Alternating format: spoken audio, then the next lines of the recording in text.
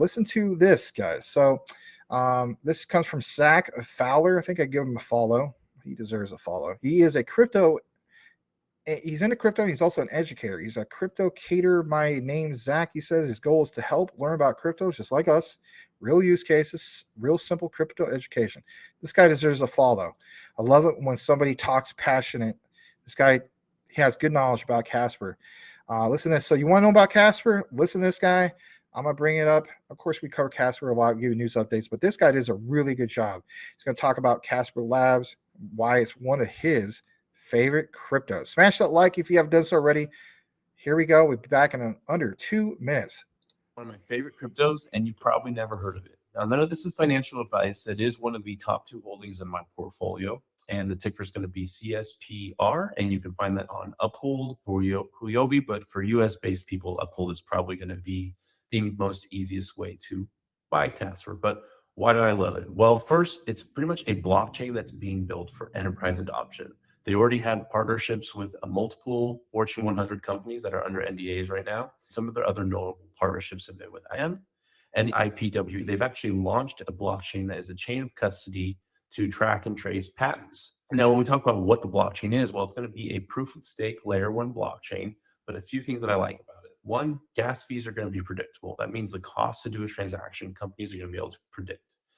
2, it's customizable. It can be private, it can be public, or it can be a hybrid of both, depending on what the customer needs. It's also going to be upgradable. So this means that there's smart contracts. Normally with other blockchains, it's very hard to change the consensus mechanism or the way that the data is processed. With Casper, you're not going to have that. They actually have plans to change their consensus mechanism in a few months. So they're constantly growing and evolving with the enterprise needs of their customers. So those are just a few reasons why I like Casper Labs a lot. You can find them at casper.online. And definitely check them out on LinkedIn. And if you want to watch more about them, Kevin Cage on YouTube is a great resource to watch and get more up-to-date Casper news to go over some of the technicals on the charts as well. So there's a quick rundown of Casper, why I like it. If you have any questions, make sure to drop them in the comments below. All right, that was cool to see somebody, especially like at his size. He's trying to blow up and so on, get more followers.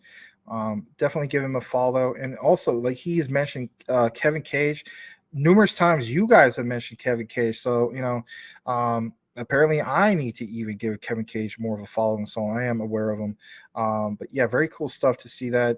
You gave me a little quick gist about Casper. Glad to share that with you guys. This comes from Casper Holders. Gonna give that guy a follow. He's or I should say he.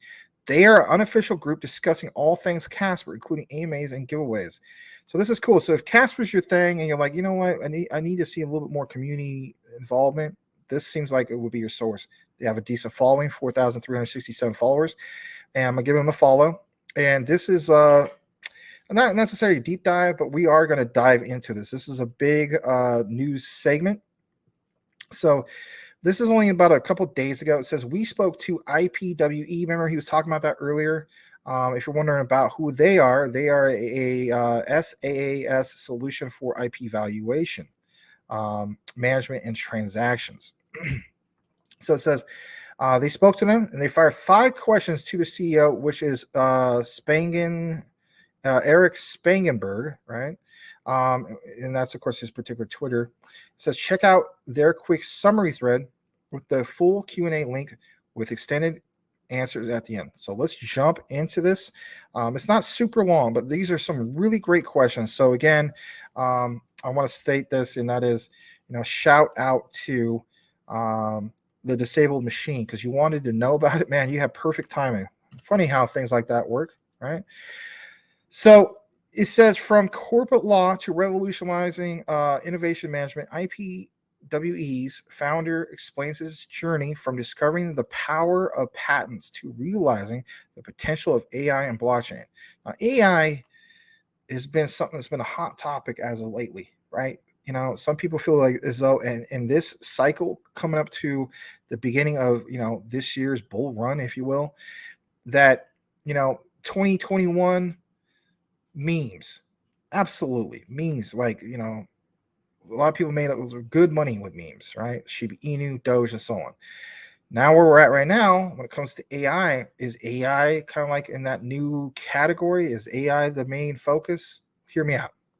So, why did IPwe choose Casper over established networks? That's a great question. Well, the CEO of Casper explains how they worked with IBM to identify the perfect fit for the enterprise customers and how Casper's CTO made a Parlicar impress them. On top of that, IPwe plans to, if you didn't know about this, deploy more than 20 million patents. 20 million patents? Like, I didn't even know there was that many patents, right? On the Casper network, making this the biggest enterprise blockchain deployment in history. Now, we did talk about this earlier, about a month ago, right? In the thumbnail, it literally says that the biggest blockchain deployment in history. So here's some more updates in regard to that. Now, how we talk about gas fees like Ethereum? Oh God, big gas fees, right? But that's the utility. Let's talk about a little bit in regards to gas fees and utility for Casper. Smash that like button. To pay for gas fees, IPwe plans to hold Casper on their balance sheet with a projected need for over 25 million Casper in 2023. Partnerships have already been announced with Clarivate, who is on the New York Stock Exchange with ticker symbol CLVT. Now, of course, you can verify that right here if you choose to do so. But look what it mentions here. IPwe plans to announce further partnership with big players to revolutionize intellectual property with Japan. As you guys know, we cover a lot when it comes to Japan, right? Especially when it comes to what? Jasmine. And even recently, the Quant connection with Japan. I did a particular video about that, and we had a really good reception. So it says keep a lookout for the next week potentially, and everybody's focusing on next week, right? Add another one to the list. So we're talking obviously all about the ISOs, ISO 222, some of the big things with HBAR from the 20th to 24th. Now, yes, add Casper to that as well.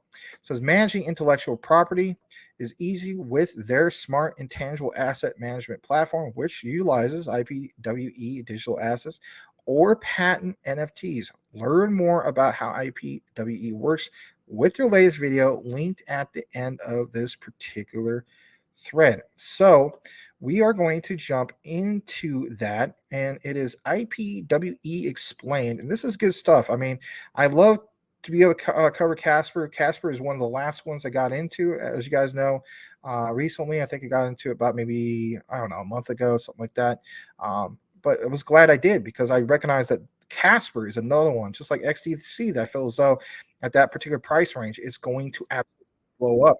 So let's talk about this whole thing about intangible assets. It's a minute and 58 seconds. It is IPwe's smart intangible asset management platform.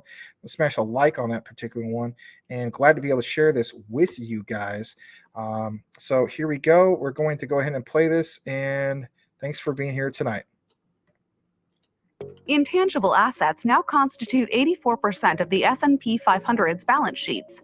But still, most business leaders only have a basic understanding of their intellectual property assets, including how patents can be used, valued, and how to actively monitor that value to ensure a fair return on investment.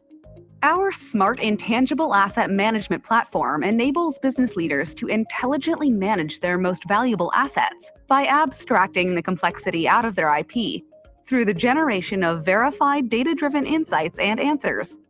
IPwe starts by tokenizing your patents into IPwe digital assets using publicly available data and blockchain technology.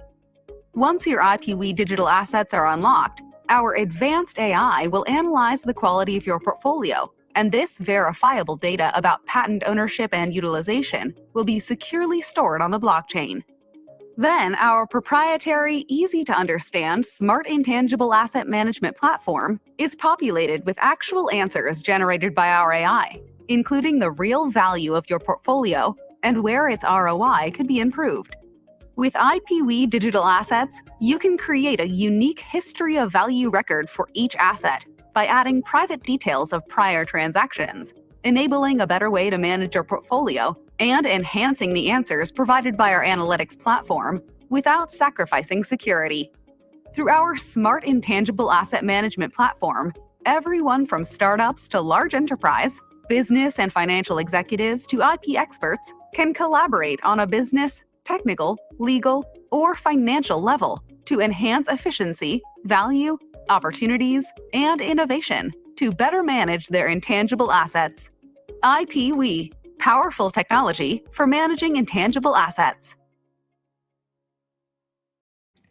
So I like that. That's a really good, quick gist of, trying to get the message across of what IPwe is all about. But let's just take a moment to reflect on that to catch some people up. So here at CTN, we cover a lot of, for instance, LCX, right? And what really makes them stand out is, the tokenization of digital assets, right? It's like they had a diamonds project, right? For instance, like real actual diamonds, but being tokenized. All that stuff, it sounds really impressive, right? Like, are you kidding me? Diamonds? But the point is, you do need some kind of asset management portfolio app, right? And I'm not saying that with Casper, that is their only layer of utility. No. But the point is that when you look into more and more of these particular ones, you're like, oh man, this is something else. Look at what is being covered. The consistent thing is these are all part of the QFS, ISO 222, and so on. But my point is, like, you go to LCX, they have all these utilities, the tokenization of digital assets. You go to Casper, that's just one layer of multiple layers of their utility. When it comes to, digital asset management software, right? That particular app and so on. So, and then to be able to delegate where things need to go, because that makes more sense. You need to put more focus in this particular, that particular area.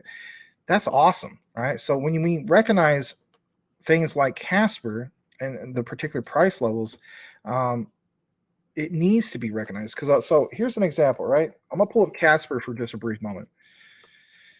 Up into Casper, it's under 4 cents. This one is in the top 100. They do have what? They have their own blockchain. This is a coin. This is not a token. Understand how big Casper could be. We've been covering this for a while, right? Shout out to Mike Cornwell and a lot of you other guys that have been, man, really doing your research and then sharing it with us so we can bring it to a broader base. But, how about this? If you think, well, not many people looking at Casper. Yeah, it's top 100. Are you kidding? It's on 153,876 watch list. On top of that, they're on a decent amount of markets. You have KuCoin. That's where I got mine from. There's some other ones, right? I'm not exactly a biggest fan of Gate.io. They're on Huobi, OKX, Crypto.com even, right? So they're on some big centralized exchanges. Even MEXC, you can get it from there. I don't know about decentralized. I still check that. No, there aren't any DEXs right now. On top of that, let's take a look at their initial coin offering. So their initial coin offering happened on between March 22nd, or actually I shouldn't say between, happened on March 22nd, 2021, a little over 2 years ago, right? Or almost exactly 2 years ago. And the initial coin offering was 0.015. Now, you got to keep in mind, that's a penny and a half. You're not too far off from that. Combine that with some of the factors coming out soon for ISO 222 mandate, and also understanding that when it comes to Casper, I'm going to take you to there. All right. Like it says, the future-proof blockchain. And I'll keep in mind, they are rebranding, so some of these logos are going to change. But I want you to understand, like it says right here, Casper is what? Simple. They're built by builders for builders. Casper is designed to accelerate developer adoption of blockchain technology through WASM code environment and open programmable standards. It's upgradable. It's decentralized. Casper is an open, permissionless, proof of stake blockchain, fully decentralized, designed for high performance and global scale. Yeah, global scale. You know how many times we mentioned that, especially with quant? You got to be able to scale. It gives you a breakdown of the 4 macro trends to drive Casper's development and adoption. And that's done through what? Tokenization, ownership rights. Why ownership rights? Well, in that particular previous video, remember that emphasis on that particular app? ownership rights through asset digitalization, right? They gave you an example: cryptography, secure authenticity, and ownership rights.